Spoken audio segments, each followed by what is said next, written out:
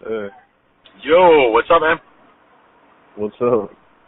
Ministry. Hip, hip, hip. Nice. I love that song. Yeah, when that album came out, it was something else. I'll say. Jesus built my hot rod. Yeah. And Just How One you Fix, doing? that video for Just One Fix was totally tripping. Yeah, well, Doing pretty good, man. Just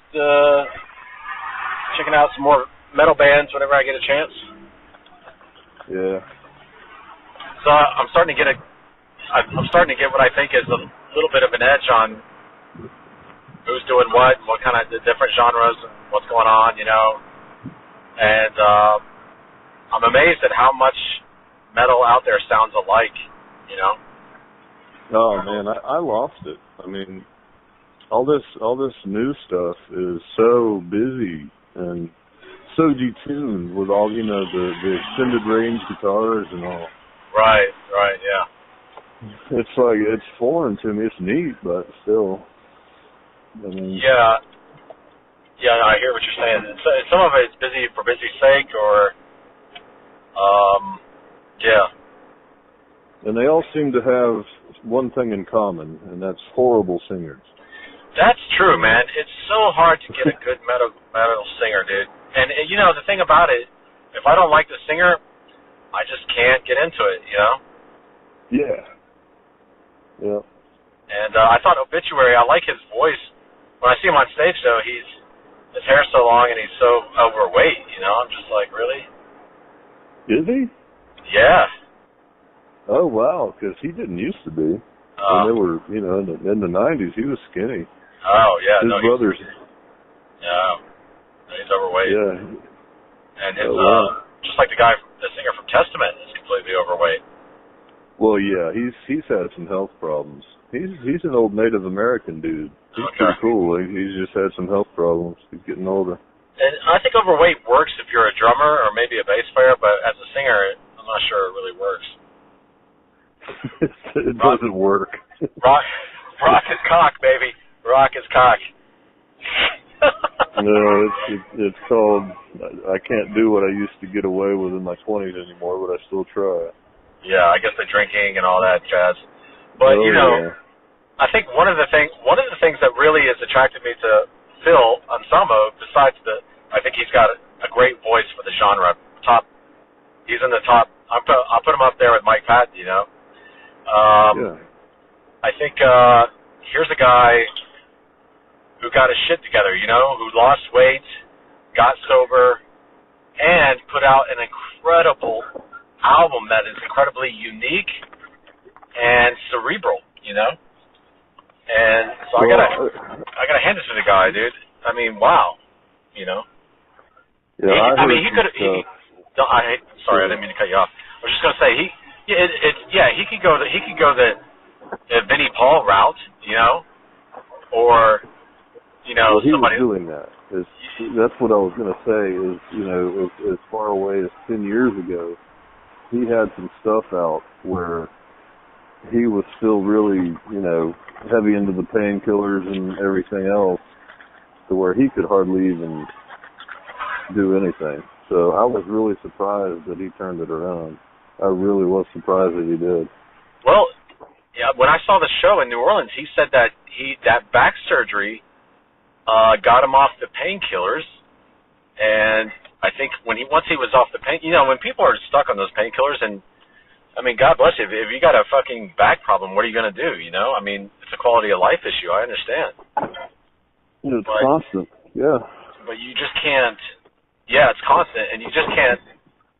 When you're on painkillers, you're just not gonna be living your best life. You know, you're just not. No. Yeah. And he was a bad drinker forever, you know. He really was. So, yeah. I mean, your choices of whiskey and weed and Slayer. Yeah. That's one of his old lyrics. Yeah, dude. I mean, yeah, I don't know, man. I'm just, you know, I'm happy for the guy that he's God, who knows? Really? Yeah, and who knows what he's going to do next? I mean, he's got. I mean, the last album was great, and the album before that was great, and the Superjoint stuff is never bad, Yep. Let me park that here. Yeah, so I don't know, man. But what I was gonna say is, is this your spot? No, it's not. Venom, that band Venom.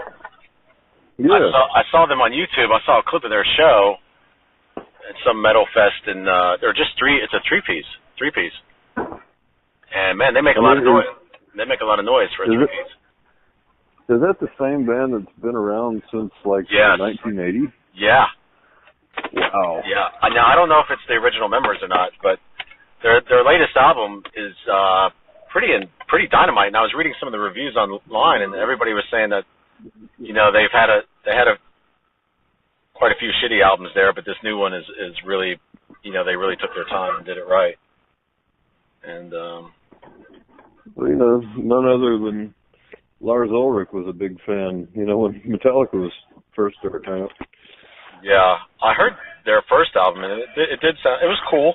It was kind of like Slayer, where it was a lot of, devil, Satan lyrics. Well, that's what kind of, if you're going to get into all those theatrics, I'm going to just back away because I don't know. Because I don't want inviting that shit in my bedroom when I'm trying to sleep, Yeah, Slayer kind of got away from that too, man. I mean, they mostly, they still touch on it every now and then, but yeah. I would love to hang out with Kerry King one day. It seems like he'd be a fun guy to hang out with. Yeah. Even though when I listen to Slayer, I like I was telling you, I'm not sure what they're doing with their guitar solos half the time. Like I don't know what the purpose is. I don't know. It sounds like they're kind of noodling. But they're totally noodling, man, and wanking on the whammy. I mean, right. It's not about technique at all. I realized that right away. Right. But you know what? Then they'll break into some pretty cool harmonies every now and then. Yeah. It's like whatever. Well, and they come up with some pretty cool riffs, man. I mean, like that South of Heaven riff. Oh, I love their riffs. Yeah, dude. I mean, and Kerry King, say what you want about the guy. I mean, he comes up with some pretty cool riffs, And that last album, that Repentless album, was recorded very well, and it was. They got the. I don't know. That producer was a famous producer too, But yeah. I think that last album they did was really a good effort, Was it? I think Rick Rubin did South of Heaven.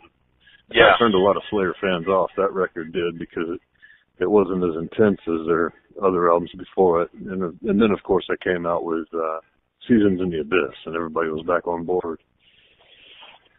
Yeah, I think those three albums are really. I think they should take them together. Really. I think I like the band. I think they target mass appeal? Do I think they're mainstream? Kinda. They're not. When I hear, I don't know, man. They're not Phantomus. They're not doing like way out there stuff. But well, in their heyday, they had a cult following, dude. I mean, even in the '90s, early '90s, they Slayer fans were, they were certainly not mainstream. Well, when you see like with the Force Fest, I was watching some of the Force Fest videos in Mexico this couple weeks ago, and Phil, because I was watching the Phil Anselmo show because they were playing in front of like 100,000 people in Mexico City, and the Slayer had played the night before, at the festival, and man, a good percentage of the crowd had Slayer T-shirts on, Yeah. Yeah, that's huge, man. Those guys they're huge, no question. And the lineup, I don't even think, probably 4 out of 5 people don't even know about the lineup change. You know what I mean? Well, I don't know what keeps happening with that, but I'm sure Lombardo's still friends with those guys. He's just like, okay, this is getting heavy again. I'm out. You know. Right. Yeah. I mean, because to bring him back like they did, you know, or him to come back. I mean, they're you know, he's trying to preserve the friendship. But when it gets heavy, he just exits again. And they've already found the other guy. You know, the Bostap's a great drummer. Dude, that guy, he's brilliant. The guy's amazing. Yeah. And you know, to my ear, I even like Paul a little better, to be honest. I think Dave was an innovator, but when I hear Dave, maybe it's just me, but I feel like he has like go-to licks, you know? Yeah. And I don't hear that with Paul, you know? And I know Paul has something to prove because of it, you know, he's fallen in the footsteps. Maybe that's it. Well, yeah. I mean, you can tell Lombardo used to be, at some point, he was really into jazz or something because he's really good on the snare. Yeah. He does all the rolls and stuff like that. Have you ever heard of a band called? Go ahead. No, I was going to say I got to send you a video of. I don't know if I sent it to you or not of Phil Anselmo's drummer doing that song "Finger Me." Yeah, you did. You sent me do it. He was doing a cover of something. Yeah. He was doing. He does that song and the camera just stays on him the whole song. Did I see that? The drum cam. Yeah. Wasn't that amazing? Wasn't that amazing? He's fun. Yeah. I love to think he wrote that. He wrote that to go with that riff, dude. You know. Oh yeah. Yeah. Have you ever heard of a band called Cavalera Conspiracy? No. Okay. Because that was the original singer and drummer, the brothers from Sepultura, and they've got a different band now, and it's good stuff. I mean, certainly check it out. Yeah, send me a clip, man. I'll check it out. Yeah, I'll send you something, and also, there's a couple bands. I'll send you something. Cool, man. You know, when I'm working out, I love to have new music to listen to. You know, I keep going back to Phil on occasion, but you know. And I listen to all Phil's projects because I like, except the Scour stuff. I'm not crazy about that. But Down is cool. Yeah, I love Lifer. I love that song. I used to have that album. Song. What a great song. I think it's from Down 2 or 3 or whatever's called Bustle in Your Hedgerow. Yeah. Whatever album that was. I had that song. I used to play that all the time. Yeah, that's a great riff, man. And I love fucking Pepper's, in the video he was playing that Thunderbird, that Gibson Thunderbird. No, he was? Okay. You know, dude, Don, I am fucking kicking myself because at the show, I saw Pepper in New Orleans, and I knew I recognized him, but I just could not put my finger on it. And later on, I was watching some Down videos, and I was like, motherfucker, that was Pepper at the show, and I didn't even talk to him. Oh, yeah. And he was in the audience. He was just hanging out, yeah. I don't know if you're into any of the old COC stuff. You know, I've dabbled in it. I've taken a look at it, you know, but I haven't really. Yeah, but that was Pepper's band. Yeah, that was Pepper's band back in the 80s and 90s. Right. COC. Right. And they had some great shit. Well, and Crowbar is doing well right now. They seem to be doing well these days. I'm going to send you an old COC song called Breaking of the Circle. All right. And it's catchy, but it's got this really cool harmonized guitar solo. And some good riffs. Awesome, dude. Yeah, I want to check it out. Send it to me. But again, it's from like 92. Yeah, well, so is Alice in Chains' Dirt, and so is Angel Dust. You know, I don't hold right. I don't hold early 90s against music. But yeah, I'll keep that in mind.